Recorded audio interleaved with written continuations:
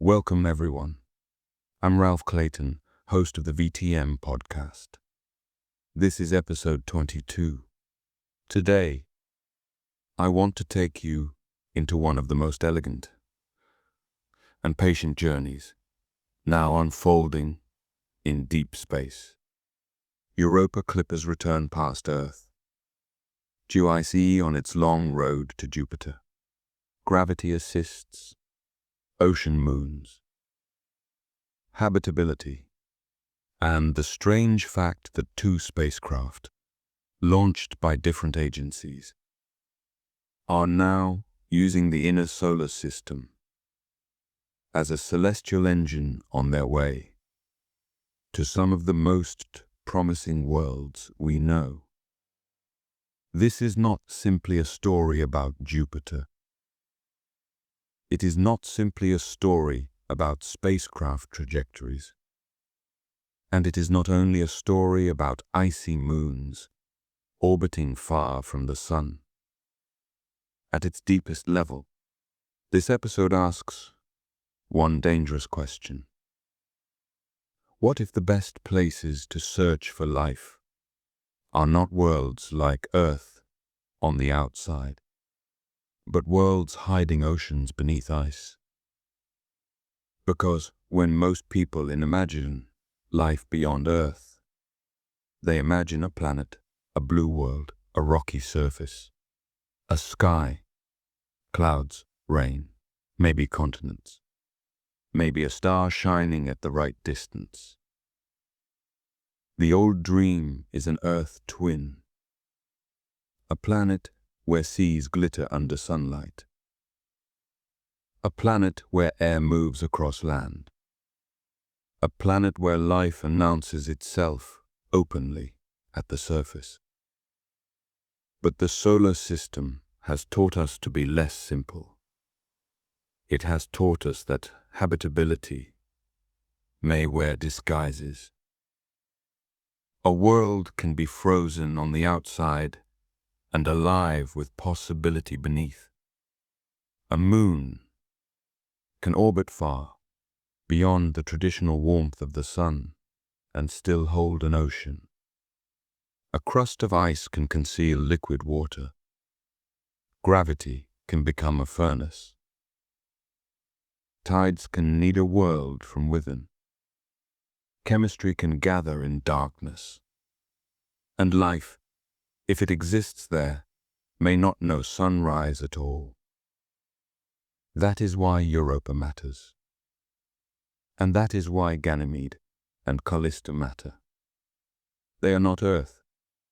They are not even planets. They are moons of a giant planet. They live in the domain of Jupiter, a world so large that it bends the architecture of everything around it. Jupiter is not only a planet, it is a system, a miniature empire of gravity, radiation, magnetism, storms, rings, and moons.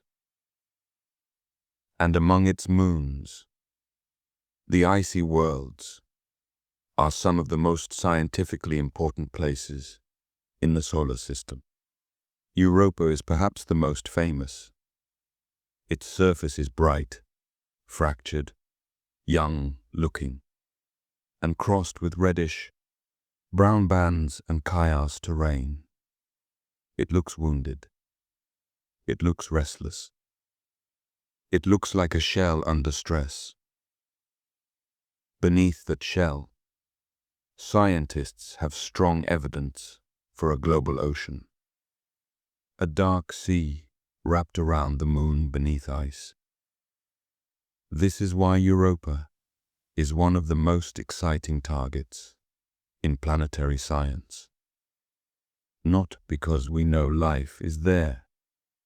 We do not. Not because Europa is comfortable. It is not. Europa is cold. It is bathed in Jupiter's radiation. It is distant from the sun. Its ocean, if accessible at all, is hidden beneath an ice shell whose thickness remains a central scientific question. But Europa has three ingredients that make scientists pay attention: liquid water, chemistry, energy, the basic habitability triangle. Water alone is not enough. A sterile ocean is possible. Chemistry alone is not enough. A dead laboratory is possible. Energy alone is not enough. A violent environment can still be lifeless. But together, these ingredients make Europa compelling. And the mission of Europa Clipper is to investigate whether Europa has the conditions that could support life. That distinction matters. Europa Clipper is not primarily a life detection mission. It is a habitability mission. It will not land. It will not drill through ice. It will not swim in the ocean. It will not scoop up alien organisms. Its work is subtler, harder, more disciplined. It will fly past Europa again and again, studying the moon from orbit around Jupiter. It will investigate the ice shell. It will study the surface composition. It will examine the moon's geology. It will measure the magnetic and plasma environment. It will search for clues about the ocean. It will look for places where the surface and subsurface may exchange material.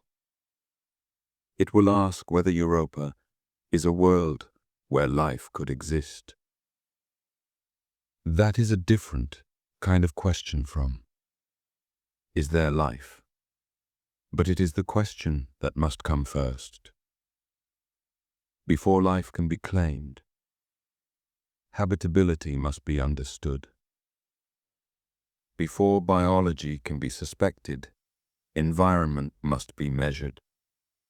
Before imagination can leap, instruments must listen. That is the discipline of planetary science. Wonder, but with instruments. Hope, but with error bars. Ambition, but with trajectory corrections. Europa Clipper began its journey in October 2024. It did not launch straight to Jupiter. A direct path would have required too much energy. Instead, the spacecraft is using gravity assists. This is one of the most beautiful ideas in spaceflight. A spacecraft can steal a little motion from a planet, not in the crude sense of colliding with it, but by falling into the planet's moving gravitational field, curving around it and leaving with its path changed. The planet barely notices. The spacecraft is transformed. A gravity assist is a conversation with momentum. The spacecraft enters. The planet pulls. The trajectory bends. Speed changes. Direction changes. A mission that could not be done with the launch energy alone becomes possible. This is not magic. It is orbital mechanics. But orbital mechanics often feels like a form of poetry written in mathematics. Europa Clipper first used Mars. In March 2025, it swept past the red planet for a gravity assist, bending its path and gaining what it needed for the next leg. Then, in December 2026, it will return to Earth. That is the strange and beautiful part. A spacecraft launched from Earth will come home briefly, not to stop, but to be flung onward. It will swing past our planet at a few thousand kilometers above the surface. It will use Earth's gravity to shape the final major leg toward Jupiter. It will be close enough, in cosmic terms, to remind us that interplanetary missions are not simply departures. They are negotiations with Mars, with Earth, with the Sun, with time, with fuel, with geometry, and with the patience required to reach the outer solar system. During that Earth flyby, Europa Clipper will not be doing the science it was built to do at Europa. But flybys are never meaningless. They are opportunities. Instruments can be checked. Calibrations can be refined. Systems can be tested. The spacecraft can use Earth as a known world, a target whose magnetic field, thermal behavior, and environment are already deeply studied. A spacecraft on its way to an alien moon can practice with home. That image matters. Because Earth is not only the launch point, it is the reference world. It is the only world where we know life exists. It is the benchmark against which every search for habitability must be measured. Europa Clipper's Earth flyby in December 2026 is therefore more than a maneuver. It is a moment of return before exile. A last encounter with the world that made the mission possible. Then, if all goes as planned, Europa Clipper continues outward, toward Jupiter, toward the cold, toward the radiation belts, toward a moon whose ocean may be one of the best places in the solar system to ask whether biology can begin away from sunlight. But Europa Clipper is not alone in the larger story. Europe has its own spacecraft on the way. JUICE, the Jupiter Icy Moons Explorer, an ESA mission launched in April 2023. Where Europa Clipper is intensely focused on Europa, JICE has a broader Jovian vision. It will study Jupiter and three of its large ocean-bearing moons: Ganymede, Callisto, Europa. But its deepest destination is Ganymede. That matters. Ganymede is the largest moon in the solar system, larger than Mercury, a world with its own magnetic field, a world believed to contain a deep internal ocean, a world layered with ice, rock, and hidden water, a moon so large and complex that JUICE will eventually enter orbit around it. If successful, that will make JUICE the first spacecraft to orbit a moon of another planet. That sentence should not pass too quickly. For all the triumphs of spaceflight, we have never placed a spacecraft in orbit around a moon beyond Earth's moon. JUICE aims to do that at Ganymede, not simply to fly by, not merely to glance, but to stay, to map, to measure, to understand a planetary body in its own right. This is one of the great conceptual shifts in modern planetary science. Moons are no longer minor objects. They are worlds. Europa is a world. Ganymede is a world. Callisto is a world. Titan is a world. Enceladus is a world. They are not leftovers. They are not decorative companions to planets. They are archives.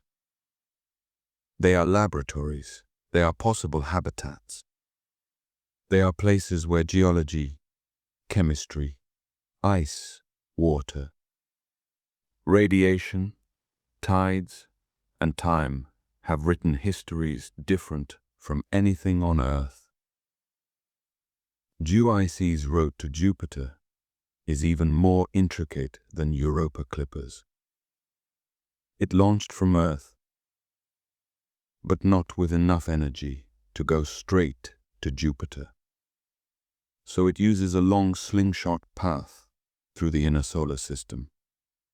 In August 2024, GIC performed a world, first lunar, Earth gravity assist, first the Moon, then Earth, a double maneuver, a celestial threading of the needle.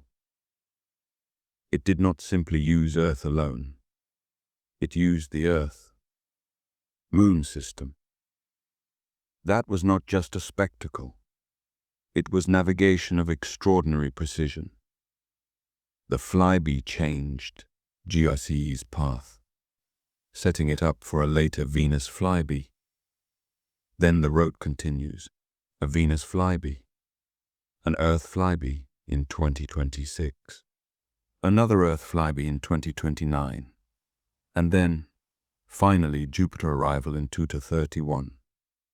This is the long road, not a straight road, a curved road, a road that loops inward before reaching outward, a road that seems, to the impatient mind, almost backwards. Why go toward Venus if the destination is Jupiter? Why return to Earth? Why spend years moving through the inner solar system when the prize is in the outer dark?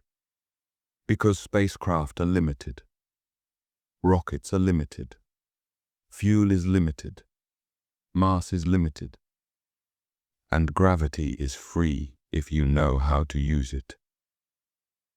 That is one of the great lessons of interplanetary exploration. The solar system is not empty space. It is a machine of motion.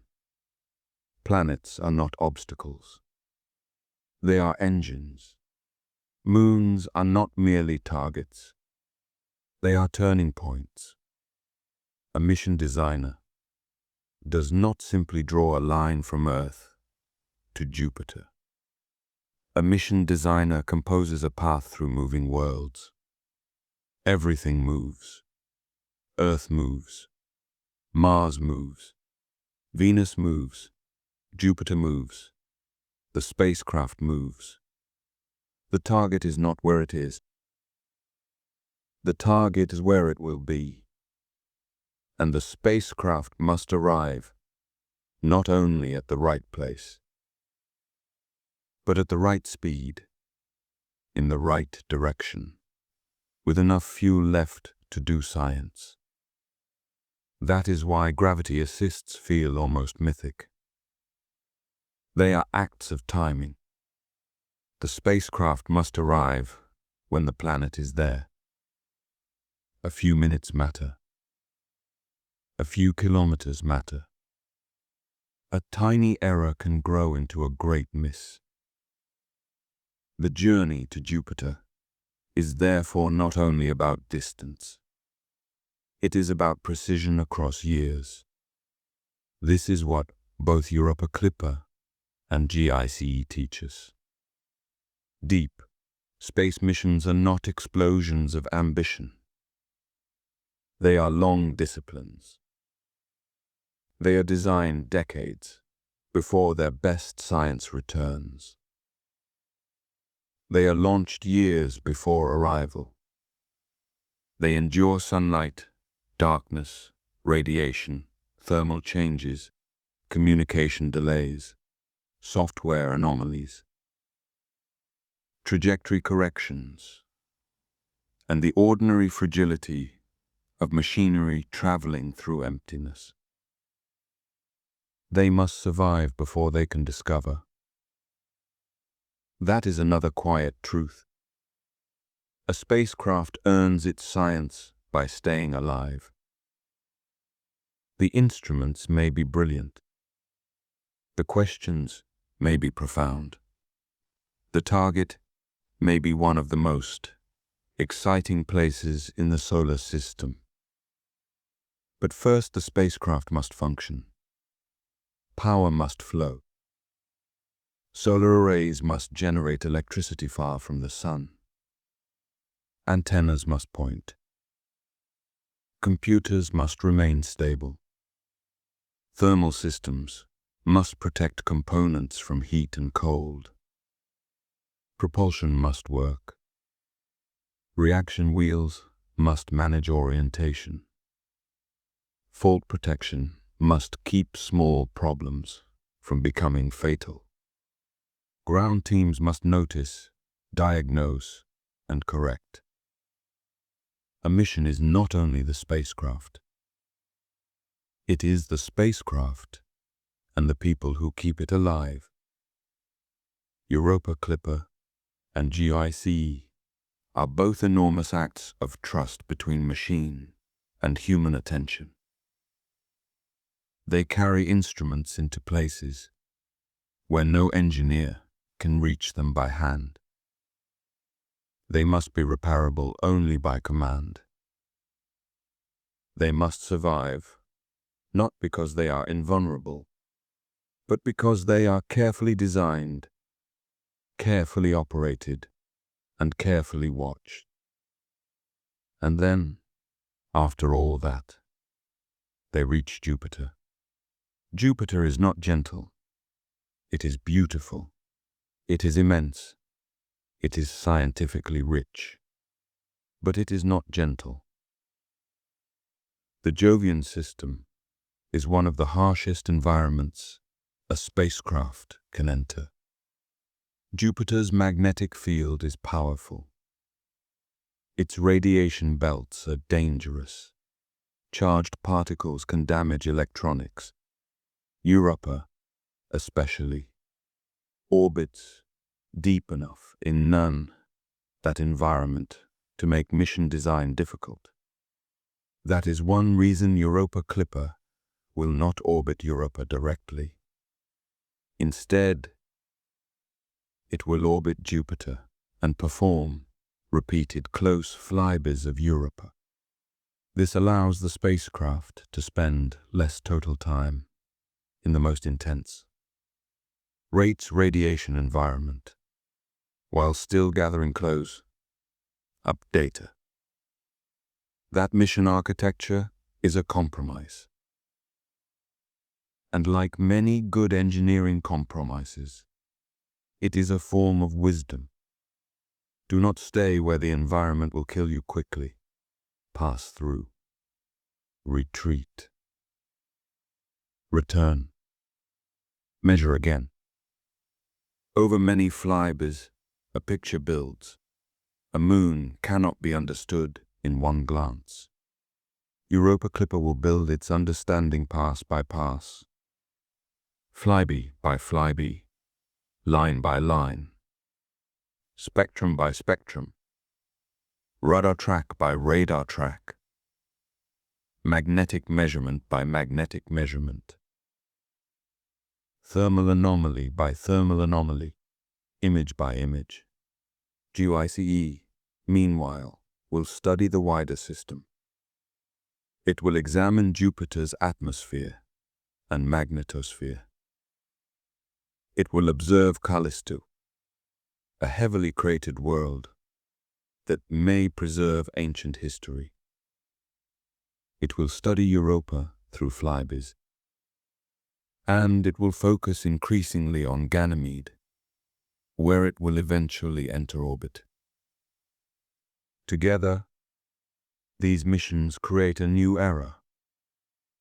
Europa Clipper gives depth at Europa. GICE gives breadth across the icy moons, with special depth at Ganymede. They are different missions, but scientifically, they are companions. They ask related questions from different angles. What makes an icy moon habitable? How thick is the ice? How deep is the ocean? How does the ocean interact with rock? How does radiation alter the surface?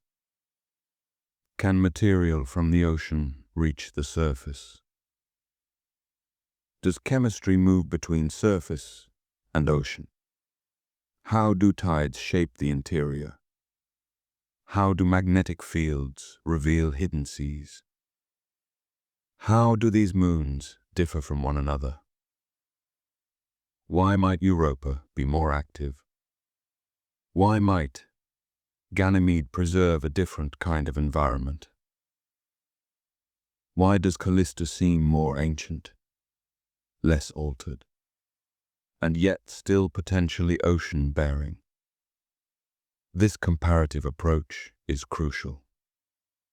A single world can mislead. A system teaches. Europa, Ganymede, and Callisto are all icy moons. But they are not the same. They differ in size, distance from Jupiter, radiation environment, geological activity, surface age, interior structure, possible ocean depth, energy availability, history. By comparing them, scientists can ask not only whether one moon is habitable, but what conditions make icy worlds habitable at all. That question extends beyond Jupiter. It reaches Saturn, Titan. It reaches Uranus and Neptune's moons. It reaches exoplanets. It reaches the possibility that ocean worlds may be common in the galaxy. Not bright blue planets under warm suns, but hidden oceans, buried seas, moons and planets where liquid water survives beneath ice, heated by tidal flexing, radioactive decay, chemistry, or residual internal warmth. This could expand the meaning of habitability. For decades, the search for life beyond Earth often centered on the habitable zone around stars, the region where a rocky planet could, under the right conditions, have liquid water on the surface. That remains important. But ocean moons teach another lesson.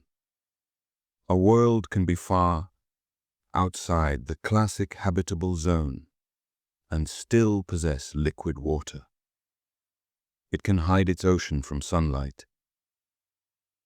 It can be warmed from within.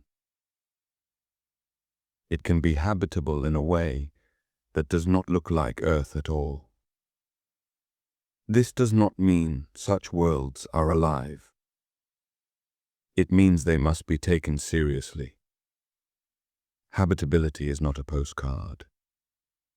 It is a set of conditions. And those conditions may exist in darkness. This is why Europa's ice is so important. The ice is not merely a barrier. It is an archive. It may preserve materials from below. It may be altered by radiation from above. It may crack, shift, overturn, and recycle. It may contain pockets of brine. It may contain chaos regions where the surface has been disrupted. It may mark places where energy and chemistry interact. For a spacecraft, the surface is the accessible text. The ocean is hidden, so the surface must be read carefully. The reddish streaks, the fractured bands, the ridges, the thermal signatures, The chemical fingerprints, the induced magnetic signals, the possible plumes, if they exist and can be detected. Each clue is partial. Together, they may reveal whether Europa's ocean is connected to the surface, whether it has the chemistry needed for life, and whether future missions should attempt the far, harder step of landing or sampling.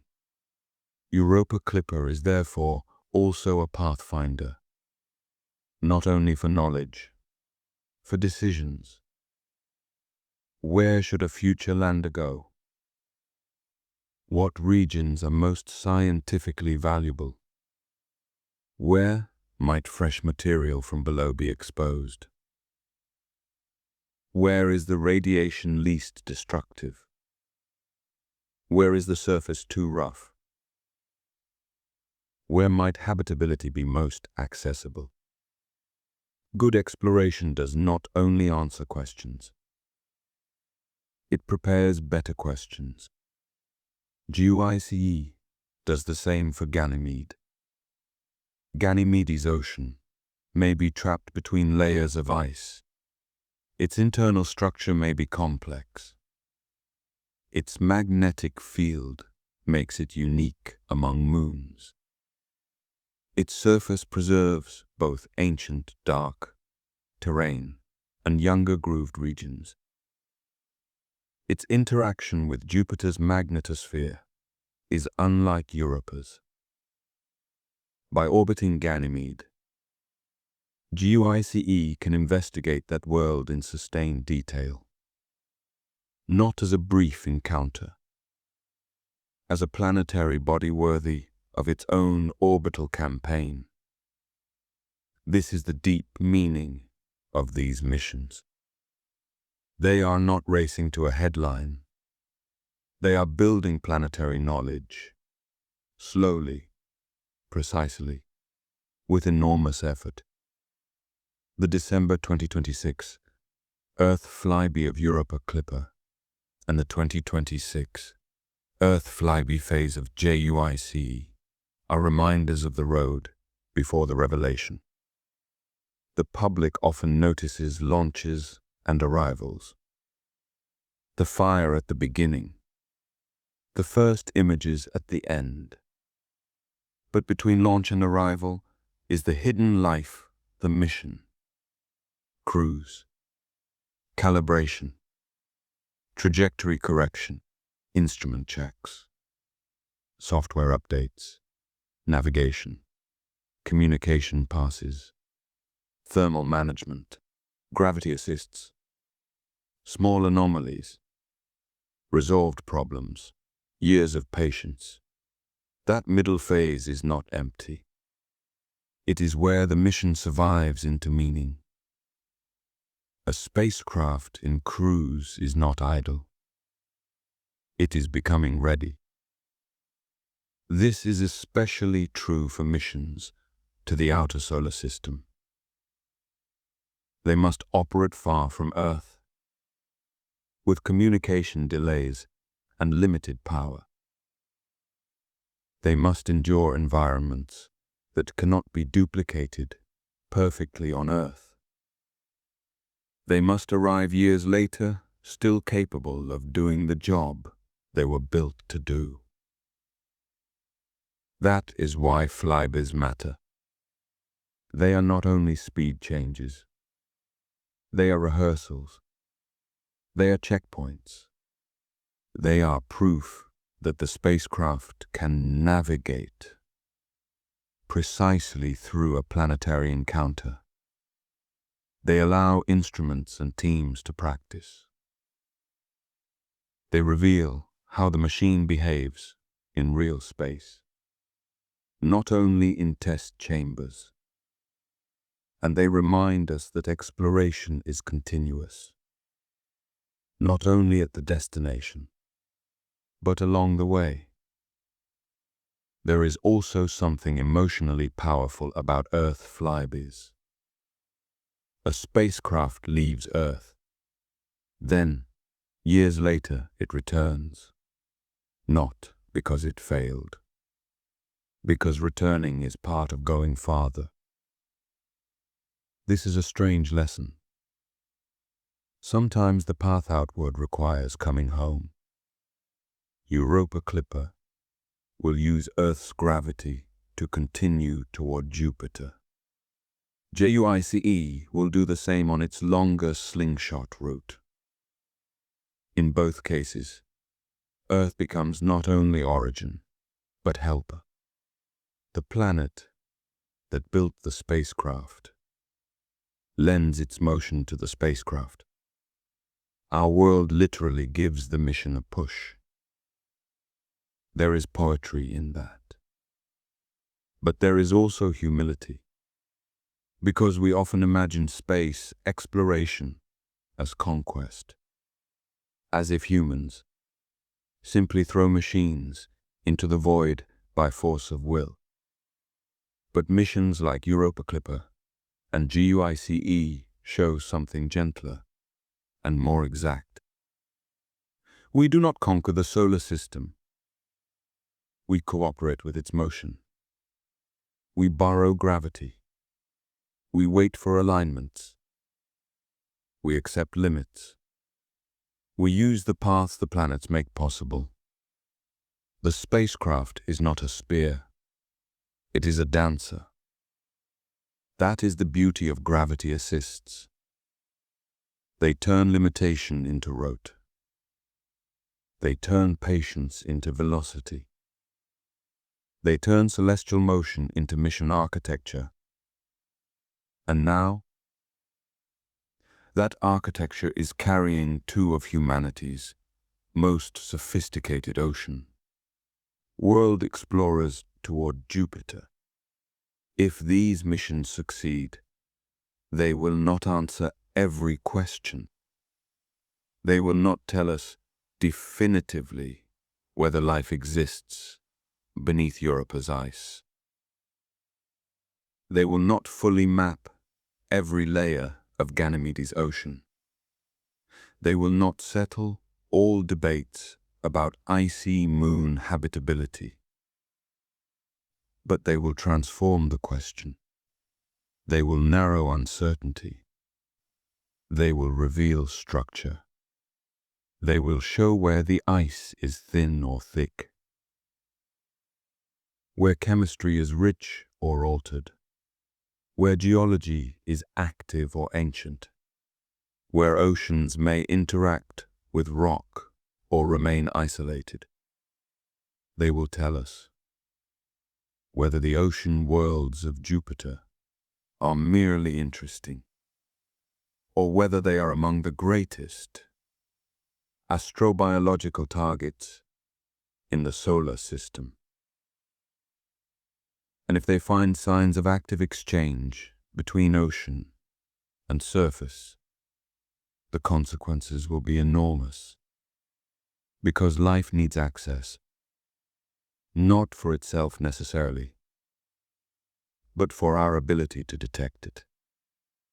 A buried ocean, sealed under tens of kilometers of ice, is scientifically tantalizing, but difficult to sample.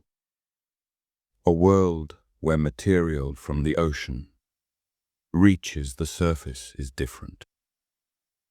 That world gives the universe a way to speak outward. Chemistry from below may be carried upward. Radiation may alter it. Surface processes may preserve or destroy it. But at least there is a pathway. At least the hidden ocean is not entirely hidden.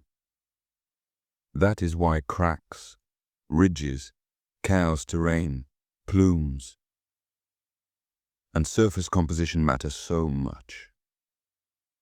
They are not just features. They are possible messages. The search for habitability often begins with geography.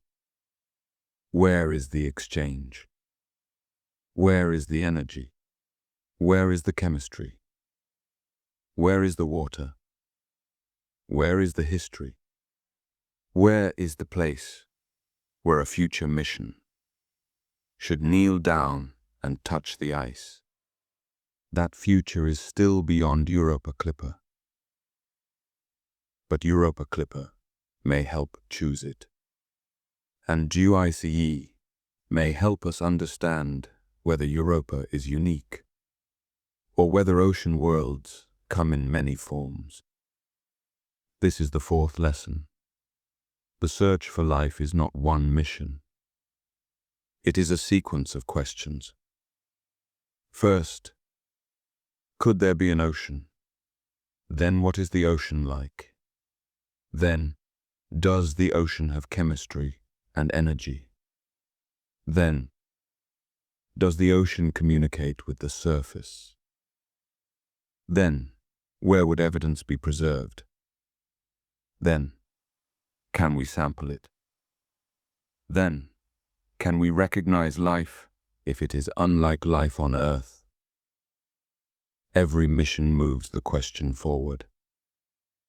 Galileo gave us evidence and mystery. Europa Clipper and GICE will give us detail and comparison. Future landers, orbiters, cryobots, or sample return concepts may one day take the next steps, but not without the knowledge these missions provide. That is how science advances, not by skipping to the final answer, by earning it. So what are Europa Clipper's Earth, Flyby, and GICE's long road to Jupiter truly about? They are about navigation. But navigation is only the surface. They are about gravity. But gravity is only the engine. They are about icy moons. But ice is only the door.